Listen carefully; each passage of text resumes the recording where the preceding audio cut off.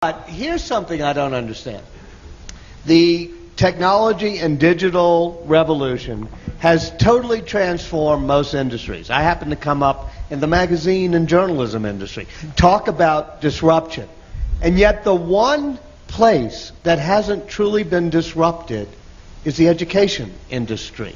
The textbooks, most people are still carrying textbooks. Right. Coursera, edX, and all are coming along, Sal Khan. Yet, in almost every place you go to, there's a teacher standing in front of a blackboard, whether it's a college or K-12. If you think about it for a while, what you conclude is the educational system below college is run for the benefit of the adults and not the children. Mm-hmm. The teachers. But that's, I think, the simplest explanation. And there are many, many possible solutions, and we should try them all. And what about it? And we should also measure the outcomes.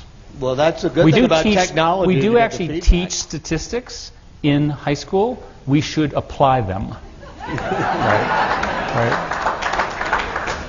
Well, give me an example of how technology could disrupt the classroom model. I'm now on the board of the Khan Academy. John and Andor were central in creating the opportunity that may be the opportunity for education of a lifetime. Roughly speaking, what Sal does is he does 8 to 10 minute videos. And he's a gifted teacher, and they're on YouTube, and everybody watches them. They have about 3 million videos that are watched today. Big numbers. So they had the brilliant idea of saying, well, what happens if you invert the classroom and you go to the point where when the student goes home, they watch the videos rather than doing homework, and they do the homework in the class, and they do it in a self-paced way. And they have interesting and powerful software that gamifies the process. So they move along, and the early results, which are being audited and so forth, indicate a materially significant improvement in advancement in middle and high school classes, one that is statistically valid. Now, in a normal business, if somebody showed you that, you would immediately adopt it if it's provable and so forth. I can assure you that it'll take us about 30 years to do it in America. But nevertheless, there is real proof that new technologies to education can work.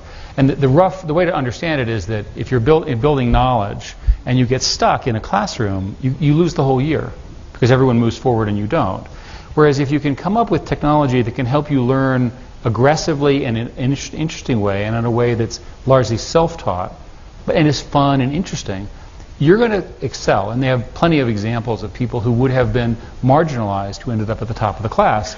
They just had trouble with long division. Yeah. Right.